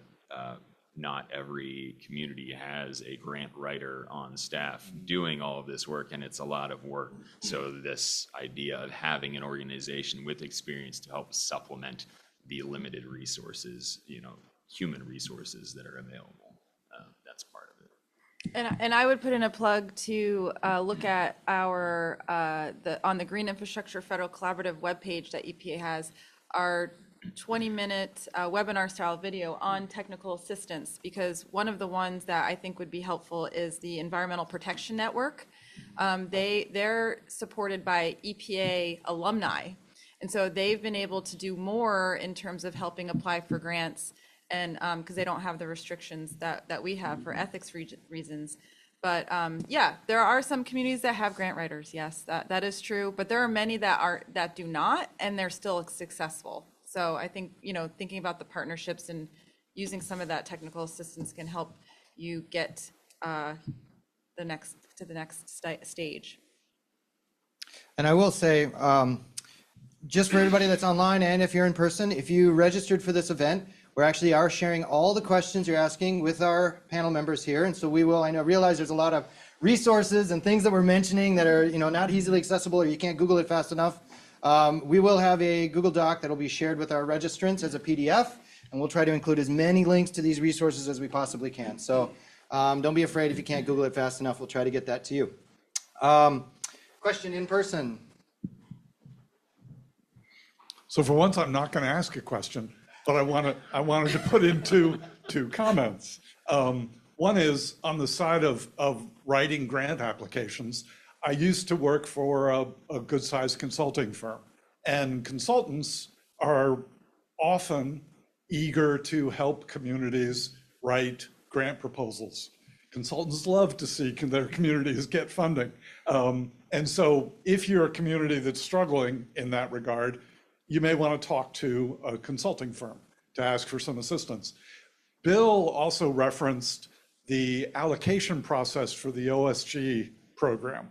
My recollection is that part of it was based on rainfall, and we get a moderate amount of rainfall here, not a spectacular amount. But then a large part of the allocation process was based on the sewer overflow needs. What happened here was the two big cities where we had combined systems were Minneapolis and St. Paul, the oldest big stormwater systems. Both cities, quite a while ago, it was actually well before the 90s, decided to separate their systems. Minneapolis got started earlier. They got a good bit of federal support back in the days when there was federal support. St. Paul got started later. The federal support evaporated. They still got some state support, but they put a ton of city money into completing the separation of their systems. So the end result was we have just about no overflow needs in the state of Minnesota, which meant that when the allocation process used those needs, Minnesota got one of the smallest allocations of OSG funding in the country. So the result is essentially, it falls into the category of no good deed goes unpunished. I mean, folks, put a ton of money and effort, and the end result was that we got shortchanged on a federal funding program, which is just sad. I would point out that it's a relatively small federal funding program, though, relative to the other stuff. So I see your point. That's unfortunate, but it's definitely it's a good place to be, right? If you've solved a lot of the problem, it's a good place to be. Allows us to move on to others. Yep. Hi, I'm wondering about the speed and process for that technical assistance program. A lot of us know that the MPCA just announced that $35 million grant in stormwater infrastructure. That is due in February. So if somebody who is listening in or here today who is considering maybe applying for that but does need that technical assistance, would it be reasonable if they applied for it today to get help that quickly? Or what should the expectation be for people applying for that? Yeah, that's a good question. So it's probably not that quick. There's a process to get the application in, get the request matched to the technical assistance provider, which can take a few weeks. So I would say a February deadline is probably not realistic to get the technical assistance. I would think of it as more of a few months type of process, and it varies depending on the situation. but there's definitely some lead time of the matching process, and then really getting in and getting the needs assessed and getting involved with the project. So yeah, maybe 6 months would be a more realistic timeline if you're looking at funding for that kind of timeframe. But I think the important thing is that state program, once again, is structured so, and Brandon can correct me, it's really not driven by a grant writer type. Bowser's program is geared toward that type of service. This program is about getting money out the door super fast. We want to get money awarded and on the projects. And so it really is, I hate to use it, shovel-ready projects. These are projects municipalities are really ready to get going now. And then the base program, the SRF and the PSIG program, is for those that are shelved out a year or two where it's predictable, larger funding. These may be smaller. Brandon, did I do justice to the new program? I think so. We're trying to get away from the unpredictability of grants. That was really a problem, especially the Bowser, since they're not here, I'll keep talking about them. But they've really rechanneled the program differently so that now watershed districts and it's based on watersheds, and they can apply for one watershed, one plan money that's sent to that group, and then they send it out to where it makes sense. It's not like the beauty contest oftentimes grants used to be, where you'd get 75% over subscription and 25% people that felt lucky that they actually survived that process that was kind of painful and unpredictable. Ours is meant to be boringly predictable and fun too. Fun. Sure. Other thoughts? Any other? Get to work with Bill. I mean, I like the idea of, finding the partnerships, and if you don't have the resources, then who else is also wanting to solve the same challenges within your watershed and partner with them? So actually, as a follow-on question, taking a little bit different direction, and actually it gets to some of Randy's question and some of the other questions. What are the processes by which potential applicants can submit feedback on the process? If they are struggling with it, or if they looked at it and like, I can't do this, or I feel like I need a grant writer, or I feel like I need this or that or the other thing to get this, and I don't have time to deal with it, is there a means for potential applicants to communicate with the funders about that, with that feedback? And if so, what is that? Well, I mean, I know at EPA we do hold a lot of listening sessions. So, we have an environmental justice office that I don't know how frequent it is, but there were listening sessions all across the U.S. on, what are your needs? How can we make this easier? And I think that's why we decided to do the grant making program, where EPA is giving money to grant makers who then can redistribute the money out, and there's less of that burden of trying to apply for the federal grants. So I think that's one way, is getting on and finding out when our listening sessions are. And I mean, people have our emails, so that also happens where we'll get candid feedback via email. But I mean, I think having that structured listening session is helpful, because then we can look across the trends and we can hear what people are saying. And that's my initial thoughts, but there might be other things. Well, I think we do need feedback, because if I look at the current project priority list, it's a 5-year glimpse of the projects that municipalities have said. Almost all of it is wastewater.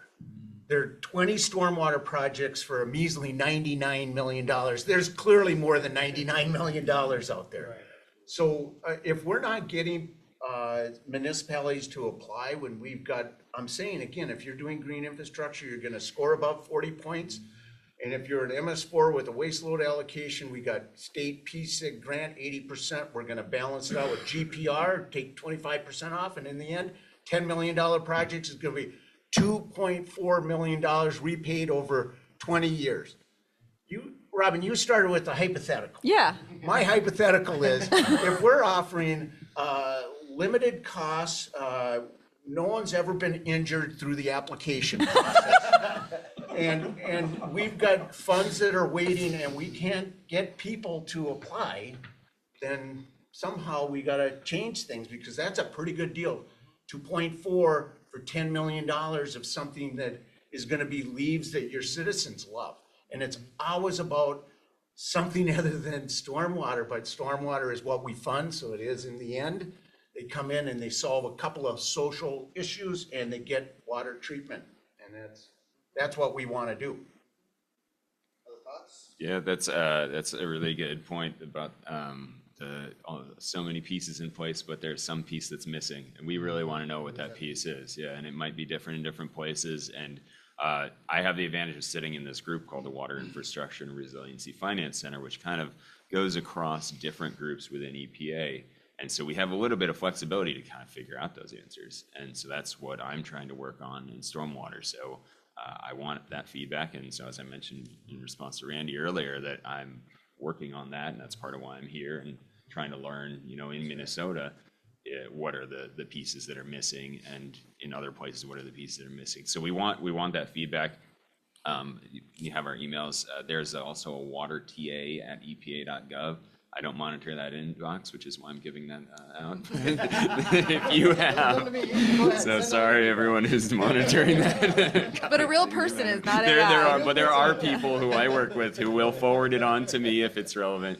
But if you have a question, and the reason I give it really is if you're thinking, maybe I need this or that assistance, or I'm not really sure how to get this grant, or I don't know about the timing, like your question earlier. These are the questions that inbox is meant to answer. So just send the questions, and we'll try to figure out how, because that's the idea, is we want to try to figure out how to actually help solve the problems that are there, right? I might ask a question of the feds, and it won't be what's going to happen in the next 4 years. I'll let you off the hook on that one. I'm wondering if O&M is part of a problem we have here. And you did a chart where we got capital costs are covered by all this stuff, and then O&M gets there and it's not. And I'm primarily a sewer guy, and it's a great deal. We've got a rate base, and the water people have a rate base, and unfortunately, you got a utility fee, which kind of works the same way, but not quite, because you don't have a product you're selling. And I'm just wondering, are we going to be straddling cities with a lot of O&M costs that they can't really afford? And we're, as government, ignoring how stormwater is fundamentally different than the other utilities, water utilities. And more so, we can't just send a drop of funding. We got to do more than that to help with O&M and building it. Mm-hmm.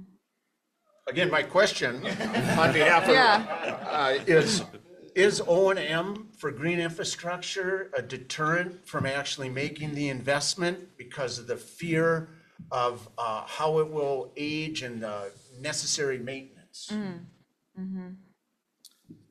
I think there's definitely a perception that O&M is creating a fear to invest in green infrastructure. Absolutely. When I go to different conferences and I talk to people, one of the challenges that always come up is maintenance. And so we do need to solve the problem of how do we have build maintenance into our funding structures. Absolutely. The way that the federal government funds things is based on the authority that we're given, right? So if I had a magic wand, I would add it personally. That's not an EPA statement. That's a Robyn DeYoung statement. But just caveating that. So yeah, I don't have an answer, and I don't have the silver bullet answer, but it's definitely something that I think we need to think about so that it doesn't become the barrier to building green infrastructure. Yeah, and I think there's a lot of different creative ways. I think Robyn alluded this to a little bit earlier, like the talk about trees.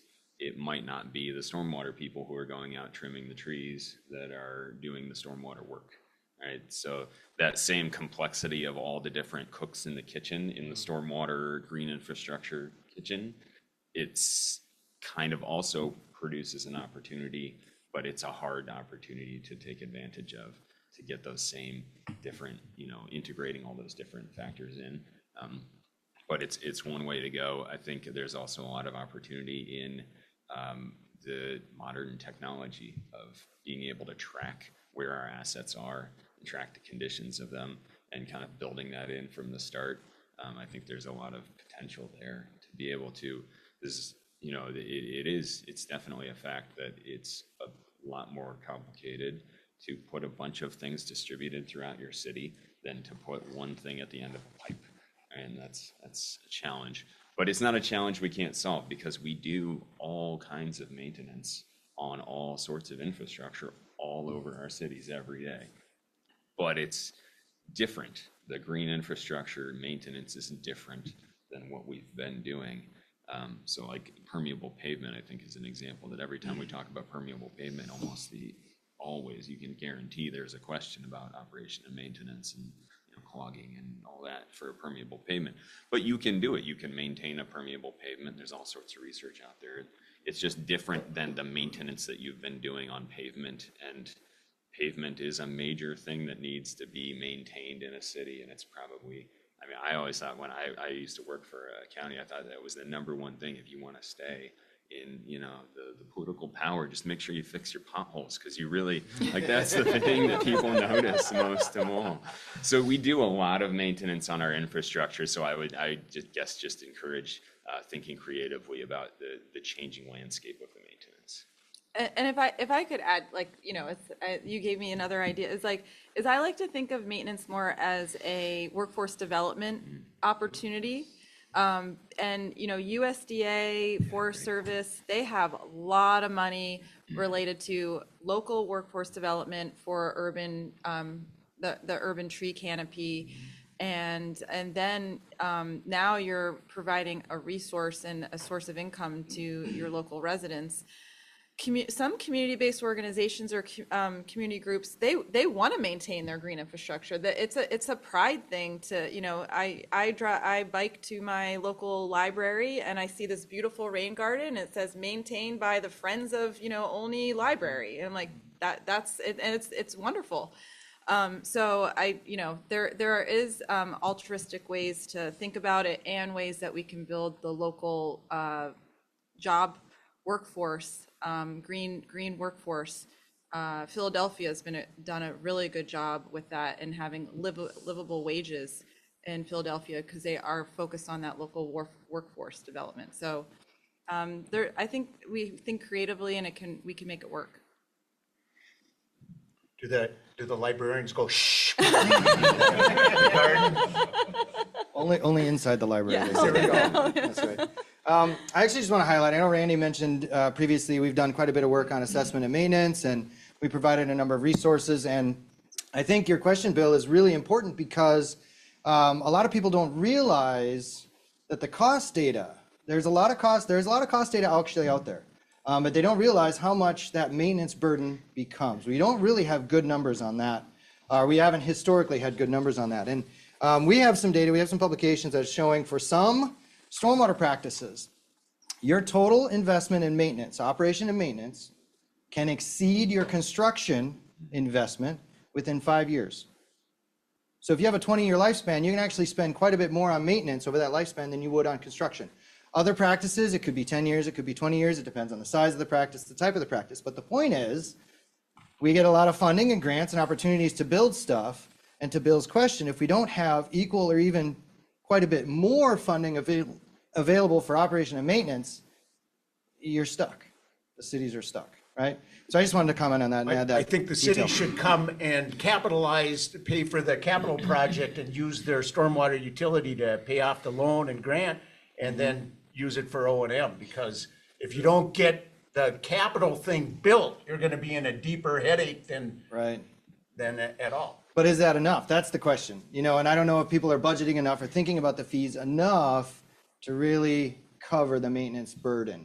There needs to be significant new funding provided by the federal government to help tackle this problem, because it's a nationwide problem that's being undercapitalized currently, and it's really going to cost more in the future than it will if we give equity to the utility that's been ignored and forgotten for too long. So, Randy Neprash for the folks on the web that can't see me. This is one of the great questions in stormwater, and it's not without good reason that it comes up over and over again. With that said, it's not fair to pose this question to EPA staff. Robyn, your answer was very brave. EPA can do what the statutes say they can do, and all the statutes are written to fund capital. EPA and EPA staff cannot lobby Congress, cannot advocate for statutory changes. There have to be other entities to try to make those changes happen. This is where the National Municipal Stormwater Alliance comes in, the Water Environment Federation. The environmental groups really aren't on this a whole lot, to the best of my knowledge, trying to leverage funding for this, but that's what needs to happen. Comments? Sorry for picking on EPA. Well, They're good sports. I have a question for Bill, actually. We're out of time. Yeah. We are almost out of time. Go ahead. You know, when thinking about the establishment period of green infrastructure, there are options out there, and I'm curious, and it's state by state, but when green infrastructure is built, let's say you're doing a rain garden, and we have to maintain it over time, but there's this establishment period where it could be funded by capital investment, because it's just like commissioning a wastewater treatment facility. You have to make sure it's going to work. And so I'm curious, and that could be 3 to 5 years. And I'm curious, like, how does Minnesota handle that establishment period for green infrastructure? Is that included, or? Absolutely, it's included, and it's generally a 3-year period, and it is part of, generally it's wrapped into the contract that they have with the person with the company that installed it, to make sure that it actually is alive in 3 years. And we only have a couple dozen we funded. That's a lot, and we haven't had problems with that, because they're designed and installed, and then they're nurtured until they're able to take on. But yeah, no, that's definitely included. We want to make sure you're not just up and running without it really established. So Great. I'll actually just add on that a little bit. There's also a number of the watershed districts and other entities in Minnesota have good examples of how to do that well, how to protect that establishment period and keep either the contractor on the hook or somebody on the hook, so that we establish what we intended to have there, we get what we pay for. So there are examples. If you're on the audience online, or if you're in person and you're not sure how to do that well, we have examples. Reach out to us, and we can make sure and connect you with the people that can help you with that. You want to comment on that, Rich? Yeah. Good topic. I had a bunch of questions, but I mean, one is just, is there a realistic ongoing cost list for, ongoing maintenance for its establishment period, but also ongoing after that? But now, like with this recent comment, it's like, well, what happens if it pays for that 3 years, and now I'm seeing 5 years. We just are answering an RFP now where it's like a bid alternate for an additional 2 years, and I don't know where that money's coming from, but it's with the park board. And so it's great. Like, we're actually requiring, this maintenance for 3 to 5 years. But what if the contractor doesn't do a good job? And, and that, I mean, we're all learning, and we think that we know what we're doing, and I think we do. We're doing a pretty darn good job, but, and then this just goes back to all the older projects where we really didn't know what we were doing. And they're failing within 3 to 5 years, or maybe they were established really well, and then it stopped. There's no maintenance because they didn't know how to do it. The, public housing authority, different, schools, all the different organizations that are receiving these great grants. So I don't know what my question is now, but yeah, like how do we retrofit older projects that have failed, or how do we make sure that they're getting cared for the way they're supposed to be cared for? You got an O&M plan, fantastic. Well, how do you interpret it? How do you make it, easy to do? And my organization is Sustainable Land Care Training. We're providing that training to environmental justice communities. It's a fantastic program that we've been developing for the last 5 years, and we're improving upon it all the time so that the money does stay in the communities that these green infrastructure projects are implemented in, which is just fantastic. We got a long ways to go. So we're bringing up the knowledge, the skill level of people who can do it. Are people willing to pay for it after 5 years? They better be. You said that number, 5 years. Can it exceed the number, the installation costs? The maintenance costs can exceed construction costs within 5 years. I mean, I didn't know that. And that's huge. And even if it's 10 years, at least it's half, then you know what it is. But we need to know these things, and the organizations need to know these things right up front, so they know what they're getting themselves into. Yeah. And if I can actually addend on that, it is a question.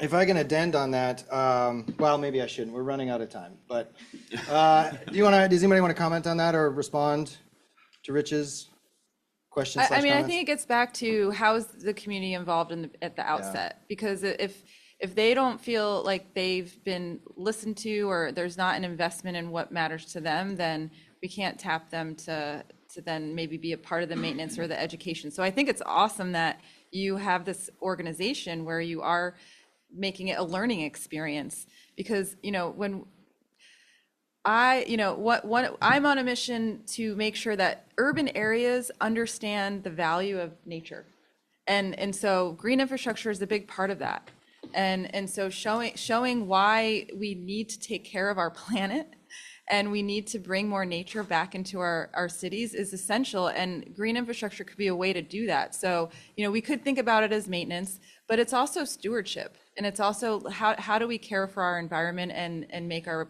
world a better place. I don't mean to get like sappy with you, but like that's what I care about. And so I'm glad that you're doing that.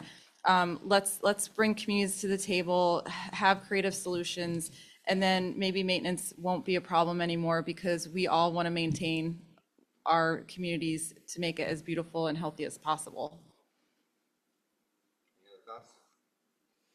I know we're running out of time. I actually have I have one question I want to sneak in, and then we're going to do our key takeaways. And I'm intending this to be a pretty quick question for the panel here. And the question is, it might be unclear, and maybe it's a stupid question. I always say there's no dumb questions, no stupid questions. But some of our audience might be thinking, well, what if I don't work at a city? What if I'm at a watershed district or a nonprofit or some other agency or entity that doesn't fit into some of the buckets for Clean Water State Revolving Funds or MS4 or these kind of things? Are they eligible? Are they not eligible? How do you find out if you're eligible for any of these funding resources? And if you can say website, that's fine. Yeah, we have a website that is a PCA website. It'll be included in the material, but it's www.pca.state.mn/PPL. PPL. And yeah. Okay. Any other? Yeah, I'd say generally the eligibilities differ a little bit by states, but generally nonprofits are eligible for most of the stuff I've been talking about. In addition to, if we're talking about a loan, generally the burden there is figuring out a way to pay it back. But one thing to point out, since we're on it, is it doesn't have to be directly linked to the project. It doesn't have to be like a wastewater fee paying back a wastewater treatment plant project. It can be, cookie sales that are paying back. I don't think anyone's probably ever done that, but it doesn't have to be linked. It could be park fees. It could be, like I think I mentioned, the member fees for the partnership in Pennsylvania. So there are other ways to do it, but also, yeah, there are, I think we mentioned there are other pieces of the puzzle that other entities can be plugged into. And Travis reminded me, I didn't even answer the question is, no, Bowser funding, there's different eligibility. The Clean Water Legacy Funds are open to anybody, and the programs are very different. Some of them are geared toward municipalities, but we do work with partners. The cities can partner with whoever they want. The financial assistance has to go to a geo bond obligation type of municipality. some watershed districts don't have it, but they're able to work through the city. And it's a wonderful partnership and it works and we should do more of it. Very good. Thanks, Bill. Any other thoughts? All right. Well, then we will work into our key takeaways. And I'm actually going to add a key takeaway before I ask for our panelists' key takeaway, because something I really want to reemphasize for our audience is, so two things, and it relates to some of the questions. Number one, if you are a municipality or a nonprofit or a watershed district or any other entity, be sure to check the eligibility. You might be eligible even though you might not think you are. So check for those. There might be resources there available to you that we're not making use of. But secondly, if you are a consultant, work with your clients and talk to them and encourage them to apply for these resources and show them that you can assist them in applying for these resources. We want to change that statistic that not very many are applications and not many for stormwater. We're not getting the funds out like we need to. So that's my key takeaway from today is we have people in practice that can help and do this and get it done. You don't have to have grant writers on staff. You can make use of other human resources. But now we're going to do our key takeaways from our panel. I'm going to start at the far end, my right, your left. Bill Dunn, what are your key takeaways from today, please? Well, I think the key takeaway that historically speaking, we've got more money available now than we ever had before. We got more partners than we have ever had before. We've got more regulations than we've ever had before. Let's see, what more do we need? We just need for people to bring the demand, and we can prove that we don't have just 99 million. We've got billions that are needed, and that's when legislators and Congress people start to realize this isn't a small need, it's a big need, and that will change and take advantage of the very moment we're in history. And I'd say, yeah, absolutely. I encourage everyone also to talk to your legislators, your local Congress people, to try to change laws and do it at both the state level and the federal level. Or run for office. There you go, run for office. Except for Randy. Travis, what are your key takeaways from today? My key takeaways are very similar. I mean, really, it's an opportunity to take advantage of right now, and I encourage people to request the technical assistance.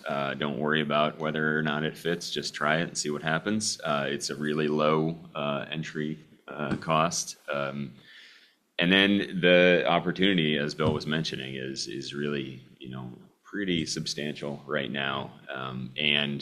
I guess my final takeaway really is about the people, that there's a lot going on, and we're kind of in the stormwater world and we focus on it a lot, but a lot of people don't know that much about stormwater outside. I sit in a lot of rooms where I'm the only person who knows anything about stormwater. So kind of in the context of where we're at right now with this sort of historical funding and opportunity, we're also at a place where we're really building. So there's a lot of opportunity to build, and there's a lot of problems to solve. But there are also a lot of people who are solving them, and we can continue solving those problems.